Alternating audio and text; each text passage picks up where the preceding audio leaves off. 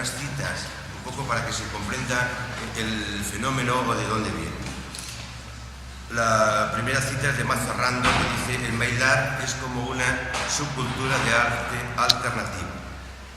Chuck Well dice: es un foro de base democrática que existe fuera de los sistemas tradicionales del arte.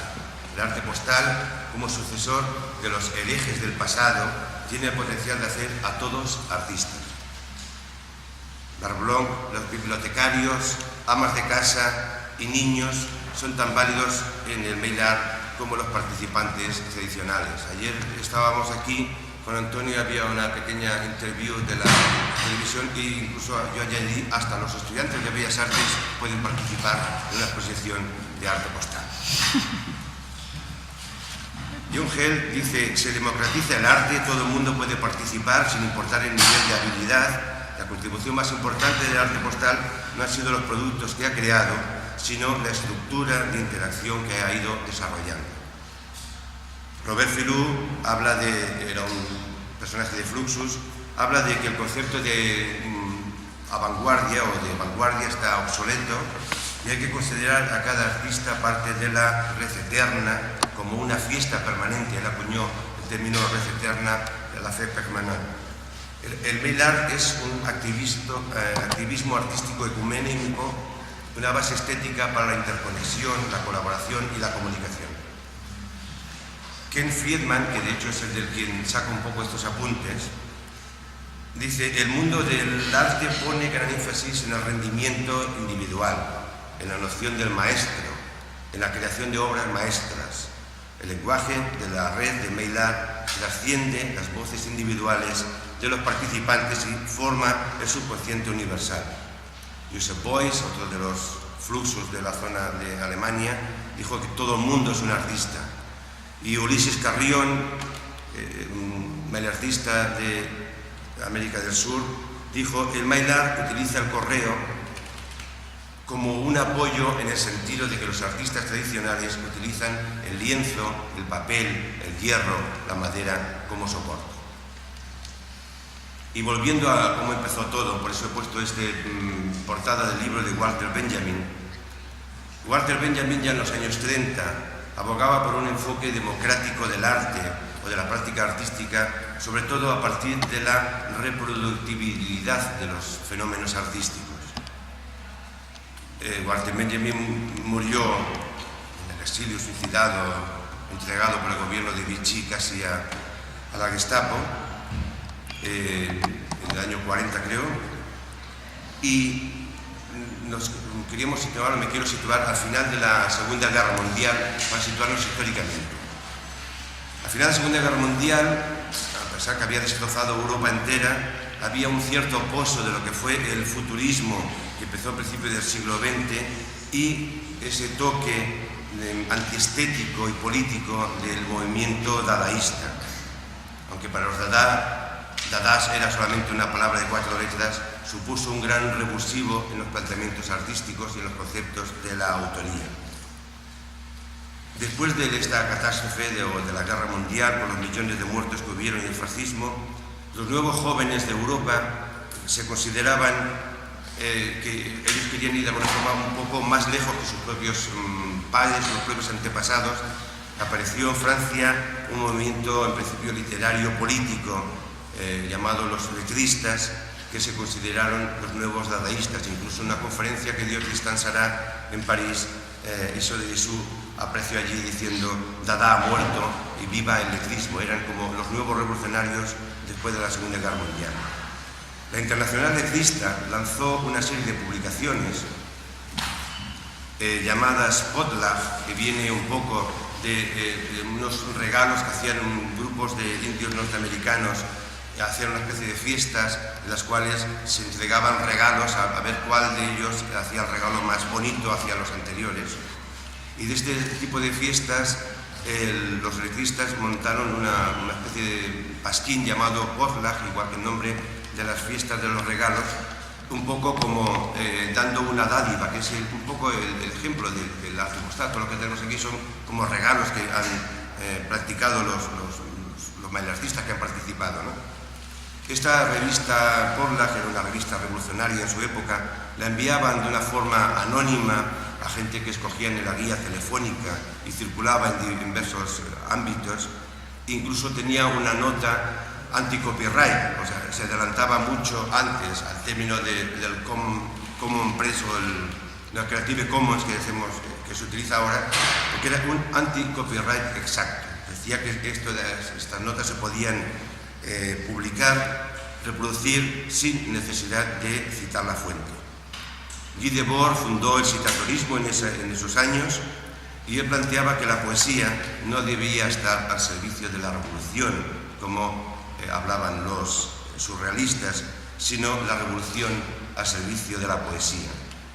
Debord publicó el libro de la pobreza de la vida estudiantil, que de alguna forma fue una especie de catecismo para el conocido mayo de 68, las revueltas parisinas en las universidades de Francia. En Japón surgió el movimiento Butai. Aquí tenemos una imagen de Sozo Shigemoto y el artista italiano Guillermo Achille Cavellini está haciendo una intervención. Guillermo Achille Cavellini nació en el año 14 e hizo una gran campaña para que le hicieran un macro homenaje en su centenario de su nacimiento, de hecho en 2014, que estamos a la puerta de él, aunque murió antes. Sozo Shigemoto, junto con otros, montó el movimiento Butai en un Japón que había perdido la guerra, con una serie de valores imperiales que se habían deshecho totalmente a partir de la guerra, y buscaban una nueva cultura, una nueva forma de plantear totalmente diferente. Decían, queríamos mostrar nuestros sentimientos directa y concretamente. De hecho, todas sus manifestaciones empezaron con los happenings antes casi de que se inventara la palabra happening. En Estados Unidos había una escuela informal de arte llamada Black Mountain College, en los cuales estaba John Case, el profesor, Merce Cunningham, Joseph Alves, que daba profesor, y con los alumnos de pintura, para conocerlo. Habían alumnos aventajados allí como Robert Rauschenberg, o incluso estaba el propio Ray Johnson como alumno. Él ejerció de alguna forma que es una gran influencia en todos esos alumnos que crearían una nueva vanguardia, un nuevo movimiento difuso llamado Fluxus, del cual intentaremos hablar un poquito más adelante. En esa época el arte o la pintura en Estados Unidos, sobre todo, estaba dominada por la escuela de pintores abstractos, del expresionismo abstracto de Nueva York. Cuentan incluso que la CIA era la que mantenía un poco esa escuela de arte de expresionismo abstracto en contraposición con el arte figurativo de la Unión Soviética y de los bloques del Este, un poco para contrarrestar esa especie de figurismo. Aunque siempre ha existido una especie de correspondencia artística en muchos ámbitos, desde las cartas que Van Gogh enviaba a su hermano Theo, o algunos trabajos artísticos relacionados con los sellos de goma, como aquí tenemos el caso de una pieza de Cuores Vites hecha con sellos de goma, o los futuristas que hacían postales artísticas. Esta es una postal de Giacomo Balla. Los futuristas hacían postales un poco que luego más tarde fue tomada por Ben Botier, en las cuales daban al cartero la elección de enviar la postal a diversos destinatarios, porque el anverso ponía un destinatario y en el reverso ponía otra. Este tipo de correspondencia siempre era de alguna forma en un solo sentido, no había una correspondencia en este tipo de correspondencia artística, no involucraba necesariamente a más de una persona. Ray Johnson, el que consideramos o se considera el padre del mail art, es una persona que ya desde jovencito siempre había hecho correspondencia artística, hacía dibujitos y los enviaba a colegas o amigos. Montó lo que se llamó más tarde, el nombre lo puso el Punke, la New York Correspondence School, o sea, como la escuela de arte por correspondencia de Nueva York, un poco basándose en la escuela de los expresionistas abstractos y las escuelas de arte por correspondencia que existían en época aquella de como los cursos CEAC aquí para aprender a pintar. Él se dedicaba un poco a hacer este pequeño intercambio, pero nunca de alguna forma tuvo una idea demasiado global de qué era aquel embrión que él estaba fabricando en aquel momento. En esa época, también en Europa, estaban una serie de pintores que ya en los años 50 empezaron a trabajar con otros planteamientos, pero fue hasta el año 67 que un crítico de arte, de hecho, creó un movimiento a base de unir varios individuos, y Pierre Restagne, en el año 67, creó el grupo llamado de los nuevos realistas.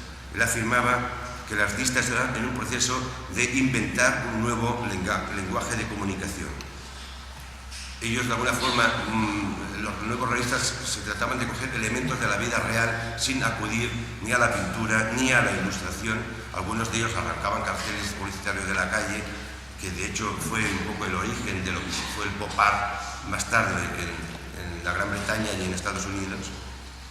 Y por otro lado, algunos de ellos, como Armand, utilizaban los sellos de goma para realizar sus obras artísticas, como el caso de Sbitters que hemos visto antes, o aquí tenemos una imagen de él llamado sello azul que Yves Klein hizo para hacer una postal con un sello que se inventó él de color azul, el azul Klein que le llamaba él, y consiguió que el funcionario de correos cancelara el sello y pudo enviar este tipo de postal con un sello propio que no era un sello legal. Otro artista de los nuevos realistas era Spuerri. Spuerri hacía obras efímeras y algunas eran después de una cena, recogía el mantel sin tocar y los elementos, los platos que habían quedado por ahí, los ceniceros, y con eso hacía una especie de obras efímeras. Spuerri, de hecho, trabajó bastantes años en el Meillar, pasó lo mismo entre Klein y Armand. En Nueva York surgió, es decir, aparte de Ray Johnson, que estaba haciendo esos pequeños trabajillos, él tenía contacto con algunos miembros de Fluxus y que se reunieron en torno a Maciunas, que es una especie de gran sacerdote que abrió una galería, y empezaron a hacer pequeños publicaciones, pequeños eventos para de alguna forma difundir esa nueva forma de comunicación. Robert Filou es el que acuñó de alguna forma el concepto de Eternal Nervo.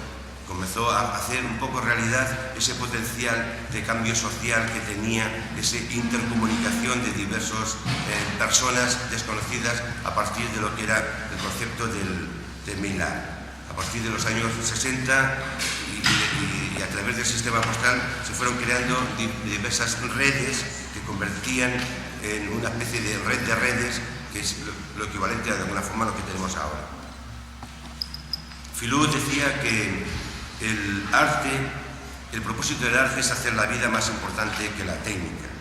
Para él, los mailartistas y el arte no es una cuestión técnica, sino la técnica es solamente un elemento secundario, un medio para la realización de ideas.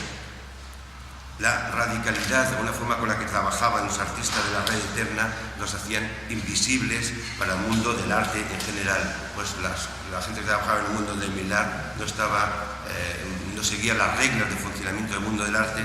Por eso el Meillar siempre ha sido un arte considerado absolutamente despreciado por los artistas de pro, porque de alguna forma esa sensación de anonimato, ese no a la obra maestra, ese no al gran maestro, de alguna forma hacía invisible para la crítica o para la prensa especializada en el arte todo ese movimiento.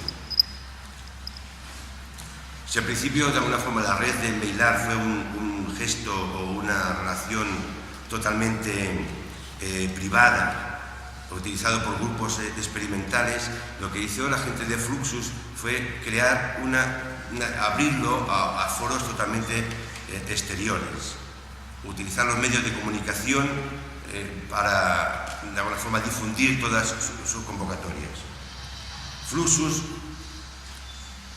de alguna forma, y aquí viene un poco mi planteamiento, Fluxus, aunque no se conocen, de hecho, muchos trabajos propios de Maillard, porque hacía sus trabajos y sus objetos para ser vendidos, tuvo una gran influencia y de hecho fue quien abrió de una forma exterior el proceso de Maillard. Al principio, la gente que trabajaba en el mundo del arte con planteamientos más o menos radicales, pues eran personajes que estaban aislados en distintos pueblos, distintas ciudades, distintos rincones del globo, pero no se conocían entre sí. Y el problema es cómo unir a todas esas personas. Publicó Maciunas un manifiesto, el manifiesto Purgue, que vemos aquí que aparte de definiciones del diccionario de Fluxus, decía: purguemos al mundo de la enfermedad burguesa, de la cultura intelectual, profesional y comercializadora, purguemos al mundo del arte muerto, de imitación, del arte artificial, del arte abstracto, del arte matemático, purguemos al mundo del europeísmo, promovamos el flujo revolucionario y aneguemos el arte, promovamos el arte vivo, el antiarte, la realidad no artística para que esté al alcance de todo el mundo, no solo de los críticos, diletantes y profesionales. Fundemos los cuadros revolucionarios, culturales, sociales y políticos en un frente unido y en la acción. Eso es un poco, de alguna forma, el manifiesto de Fluxus. Programaba el artista, es una persona libre de límites y de condiciones establecidas y podía trabajar sobre cualquier cosa o sobre cualquier medio y rechazaba la noción de la autoría o del artista como un héroe. Incluso Maciunas pretendía que... eso lo explicaré más tarde. Maciunas abrió una galería en Nueva York, la galería AG, la cual pretendía vender 4 cacharritos producidos por él y sus colegas y instrumentos musicales. Pero esta galería, de hecho, fue una forma de concentrar y de reunirse toda la gente que estaba alrededor del movimiento Fluxus, que no era, de hecho, un movimiento heterogéneo y cerrado. Incluso el Ray Johnson participó en alguna de sus manifestaciones. Aquí tenemos un poco la imagen de la participación de Ray Johnson en Fluxus, y de alguna forma quien le abrió incluso a él este movimiento que se empezaba a funcionar. Pero realmente, a pesar de que Ray Johnson ya había hecho alguna exposición previamente en el año 70 en el Whitney Museum, en el cual participó la Escuela de Arte por Correspondencia de Nueva York, hay una gran exposición que la organizó Ken Friedman, que llevaba por título Flow System Omaha, que se realizó en el Museo Joslin en Nebraska en el año 73, que en esta exposición de alguna forma se dio la característica de las exposiciones de Maillard que tenemos o conocemos al uso como esta. El organizador propone un tema, igual que en este caso, difunde la convocatoria, hay una fecha límite de recepción, no se ponen trabas al tipo de técnica, no se rechaza nada, no se devuelve nada, se enviará información a los participantes. Es decir, que es el esquema que utilizó Ken Friedman en el año 73, es exactamente el mismo esquema que estamos utilizando ahora en el siglo XXI. Y incluso en la exposición esta del Flow System de Omaha, lo que hicieron en el museo donde se hacía la exposición era que los visitantes de la exposición pudieran coger cualquier obra de la que había colgada y dejar una obra suya a cambio, hecha in situ o traída desde casa, de alguna forma. O sea, fue una exposición que fue viviendo mientras o estuvo expuesta. Sin embargo, decir, entonces, si Ray Johnson no es el padre del Maillard, ¿quién es el padre del Maillard, no? Johnson sí que hizo una contribución muy importante al Maillard, que era la introducción de la obra en movimiento, el concepto de envía, copia, cambia, retorna, y vas montando como una especie de cadena, un movimiento que en esa época, con las fotocopiadoras un poco más al alcance de todo el mundo, tuvo muchísimo auge, pero que al mismo tiempo también tuvo muchos detractores cuando estaban aburridos en casa o en sus apartados de correos de recibir solamente fotocopias y más fotocopias y más fotocopias, alterada por muchísima gente su propia obra, que rebotaba e iba circulando por todos los sitios. Ray Johnson era considerado por muchos como un excéntrico romántico, un héroe vanguardista. Todo lo que hacía de alguna forma giraba en torno suyo, y no supo ver la calidad potencial que tenía este concepto del mail art. Sin embargo, él trabajó en el tema de mail art hasta que murió, cosa que no hicieron muchas de las gente Fluxus, que desapareció poco a poco del terreno de juego. Hay un concepto, estos son algunos trabajos que hicieron Fluxus, hay un concepto que intentó Maciunas con los personajes de Fluxus, que era que todo el mundo firmara sus obras con el sello de Fluxus, porque de hecho Fluxus era una especie de marca, no era del movimiento. Aunque no funcionó exactamente, sí que hubo algunos intentos, o surgió en el mail art, propiamente dicho, el concepto de la firma del nom de plume, que se llama por ahí, o el nombre de combate, o lo que llaman los norteamericanos el ACA, el Also Now Ans, también conocido como, o sea, los seudónimos en el movimiento de Fluxus y dentro de la red de mail art. Y también otros intentos que hubo en los 70 de crear nombres múltiplos, o sea, grupos que trabajan bajo un solo y exclusivo nombre. Ahí al fondo hay unas piezas expuestas, pero van firmadas, luego por detrás, pero hay unas piezas expuestas que pone yo os pongo en, y entonces supongo pone en el sitio, pues es como si alguien tuviera el sello de yo os pongo en, pero sin su firma normal, empezaras a recibir piezas de yo os pongo en de diversas partes del globo, y que sea como un colectivo que utiliza un nombre múltiplo sin haber individualidades en él. Estos nombres que os pongo aquí delante son nombres que fueron surgiendo a partir de los años 70. Surgió el nombre de Monticazzi, más o menos cercano a lo que era el neoísmo. Uno de los padres del neoísmo, Stummerhorn, creó el nombre de Karen Elliott para los festivales de plagiarismo que organizó, y a mediados de los años 90 surgió el Luther Blissett Project también, o el proyecto Luther Blissett, en los cuales había muchísimos colectivos que trabajaban desde el punto de vista artístico, de activismo cultural, con el nombre de Luther Blissett.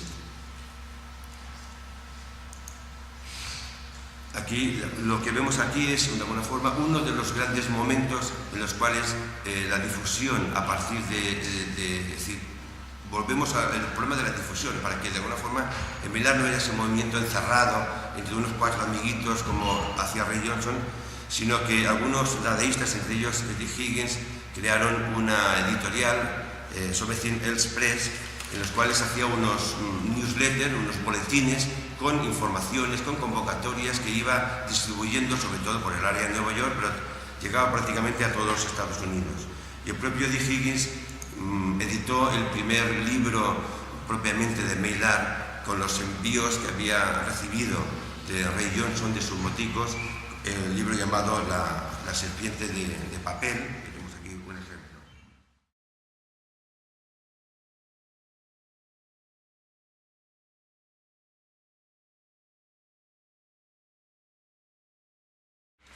De aquella época conservo todavía estas tarjetas, y el trabajo que realicé sobre este tema, la verdad es que he sufrido tantos traslados de casa y tantos en los últimos 20 años, que perdí toda la documentación y me quedan solamente estas tarjetas. Bueno, me voy a centrar en contacto con más artistas españoles. La primera exposición que se realiza en España, como ha comentado Pérez, es en el año 73. Hay una serie de personajes clave dentro del mail art español a finales de los 80. Ya en el resto él ha citado algunos boletines donde se difundía información de convocatorias, y que aparte de difundir las convocatorias que se estaban realizando en ese momento, pues empezó a difundir una base teórica, una base crítica, ciertos artículos, como le he contado, aparecen aquí, que abrió camino y aclaró ideas a mucha de la gente que en aquel momento estaban empezando. Un poquito después surge la Asociación de Bailartistas Españoles. También he traído el boletín primero y el último de los que se realizaron. En este caso fue Ibirico, en Madrid, que también difundía las convocatorias, las publicaciones que se hacían a nivel, sobre todo internacional, porque en España la etapa más interesante y demás, donde se concentran más exposiciones y más proyectos, es finales de los 80 y los 90. Sobre todo hay ya bailartistas en sitios claves de España. En Cataluña está Pérez Sosa y César Reglero, en Zaragoza está Pedro Bericaz, en Granada ya está la compañía.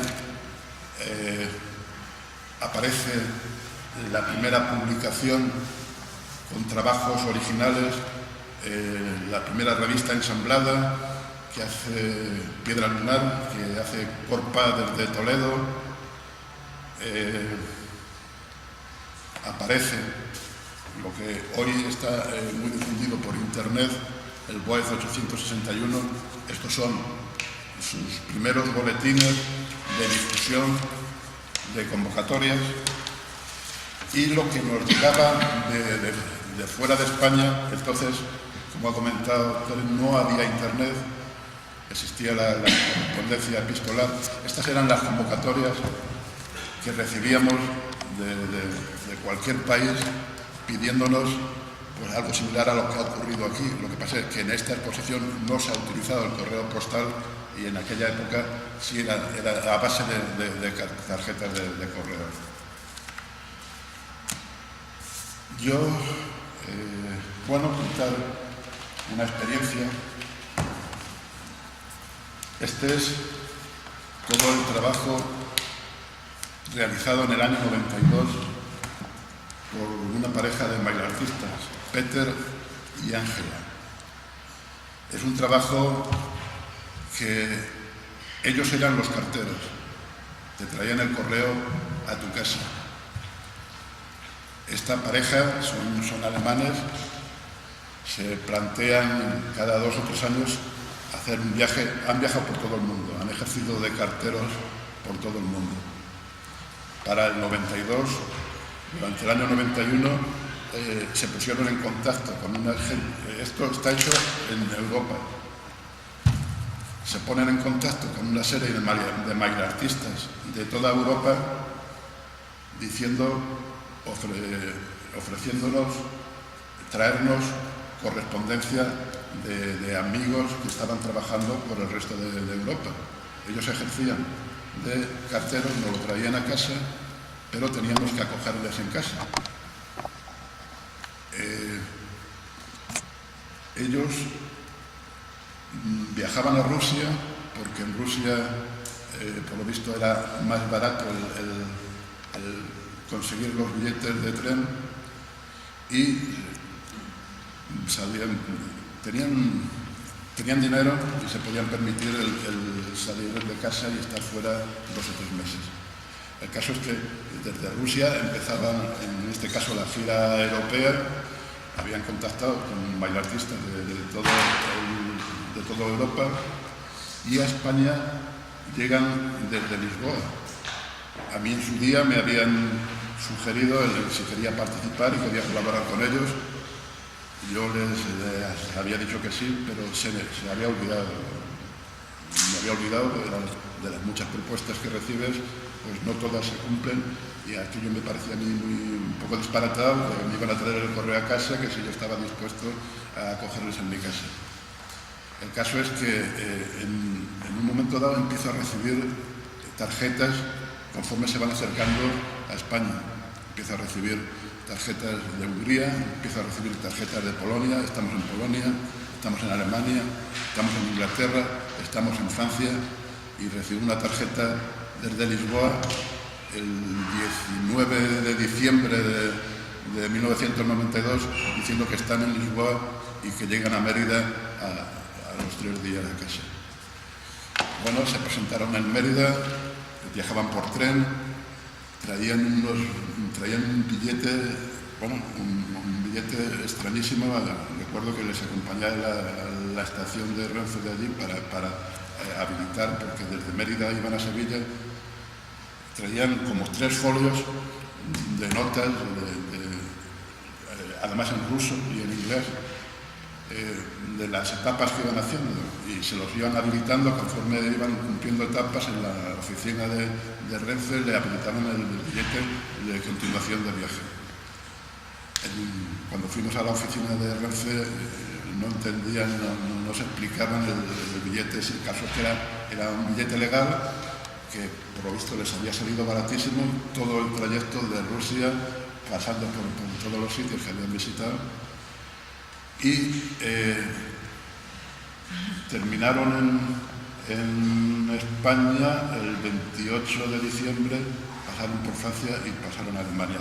Todo él aquí relata desde dónde iban. De hecho, tengo algunos de los envíos. Tenían antes, cuando ibas a correos a poner certificado, tenías que firmar en un libro de entrega, te daban un paquete y tú firmabas. Ahora firmas en una tableta o firmas en un volante, pero antes era un libro de registro. Ellos traían, además iban uniformados, vienen con uniforme de correos, traían insignias de postales de todos los países donde iban viajando, y traían un equipaje gigantesco. Aparte del equipaje personal, traían 2 maletas gigantescas de correspondencia. Por todos los artistas, artistas que habían ido pasando, los que me conocían les habían pasado envíos para que me los dieran a mí. Y cuando él llegó a mi casa, yo le facilité envíos para los que quedaban por visitar. La experiencia es interesantísima y son cientos de contactos. Aquí están las participaciones de ellos en otros proyectos, en otras revistas, y su proyecto de viaje. Han continuado y han viajado por todo el mundo.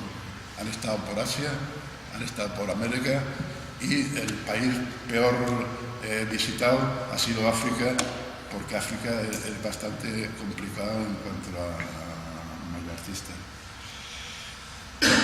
Yo me he acelerado un poco, tenía intención de extenderme más,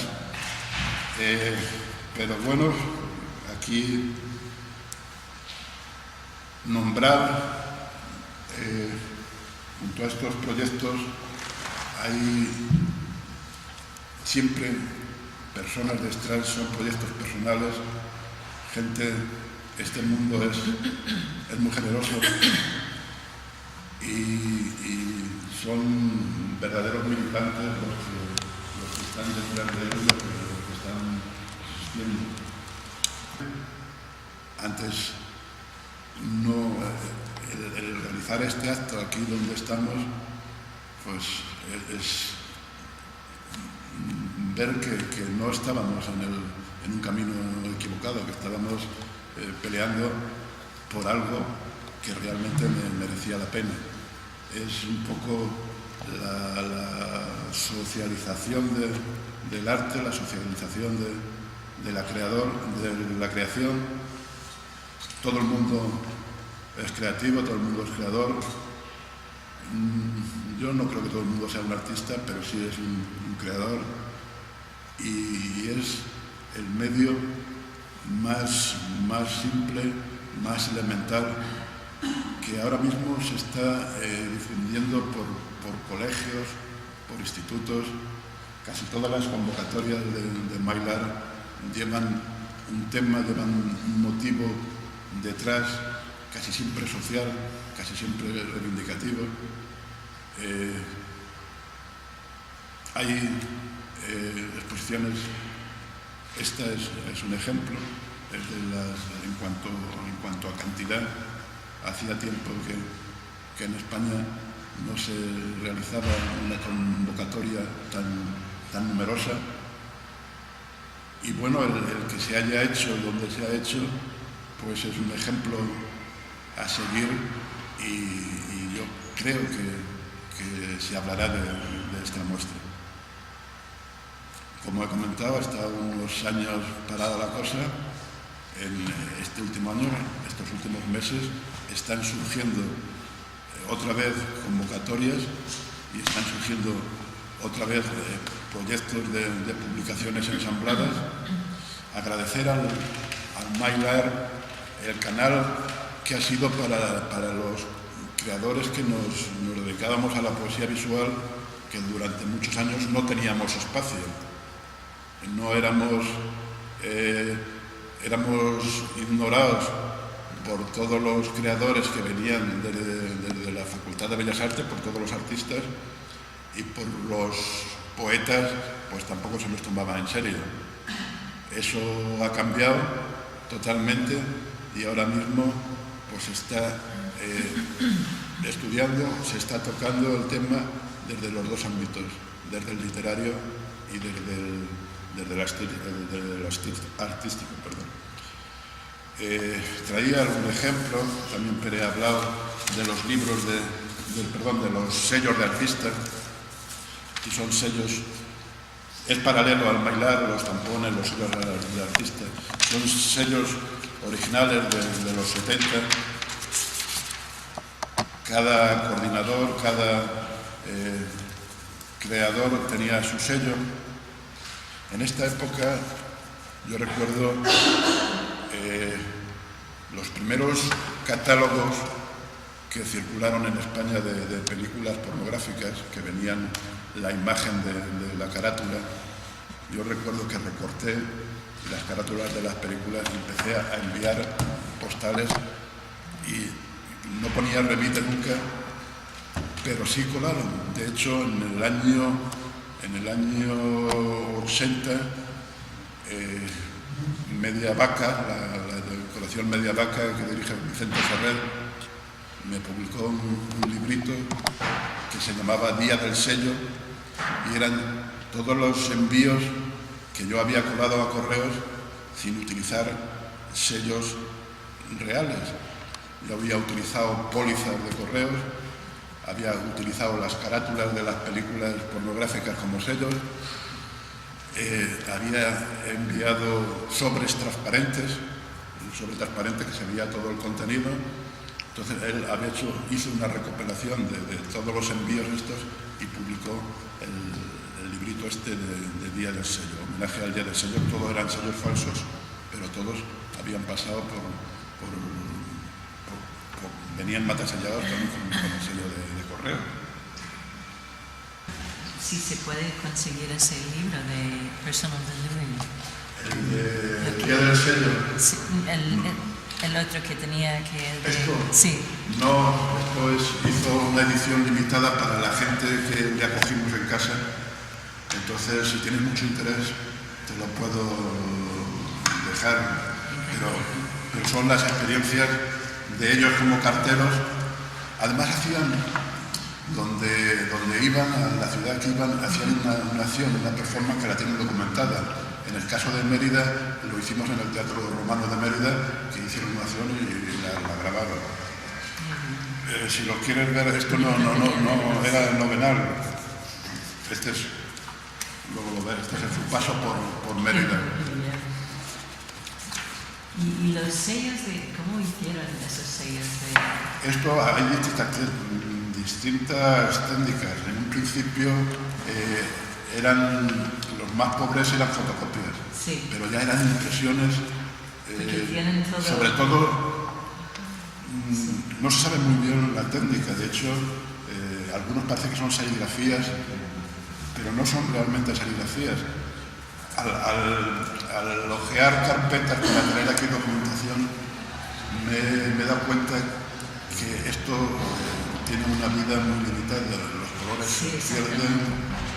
Entonces, era puntual para el momento y, bueno, esto tenía unos colores vivos hace 10 años, apenas se aprecia aquí. Las tintas informáticas, pues, terminarán desapareciendo y esto a lo mejor dentro de 10 años ya no tiene nada que ver. Se han apagado mucho los colores. Pues Y libros de esas revistas que... Esas revistas son muy limitadas, son publicaciones que solamente las tienen quienes participan, Sí. aunque se hacen una serie de ejemplares más que suelen estar en archivos, en museos, en gente ya especializada. Pero se puede ver en internet, por ejemplo, el Media Vaca. El Media Vaca no creo que le quede el ejemplar. Ese se comercializó, Sí. se vendió, pero estamos hablando de casi 20 años. Entonces, puntualmente en aquel momento sí se hubiera podido conseguir. Pero bueno, eran reproducciones de falsos sellos que yo había colado a correo. Tampoco, bueno, había una introducción mínima y todo lo demás era de la imagen. Es muy complicado, de no ser un archivo ya de gente especializada, de tener acceso a los originales. Pero bueno, no hay páginas en internet donde se pudiera... En internet, bueno, Media Vaca empezó siendo una editorial un poco marginal. De hecho, al primer edita y al segundo vino, pero ahora está asistiendo a ferias internacionales. Tiene caseta en la Feria del Libro de Madrid, que empezó siendo alternativo y siendo independiente, y más o menos ahora es un medio de vida. Publica muy bien, lo hace muy bien, es muy profesional, pero las inquietudes primeras de esas las ha perdido. No las ha perdido porque es un personaje muy interesante dentro de las publicaciones españolas, pero tiene que vivir y bueno, lo ha planteado como un negocio. Sí. Gracias. Pues nada, si eso, quitamos las sillas y se inaugura una muestra. Si tenéis interés en ver algo particular, pues aquí está. Muchísimas gracias.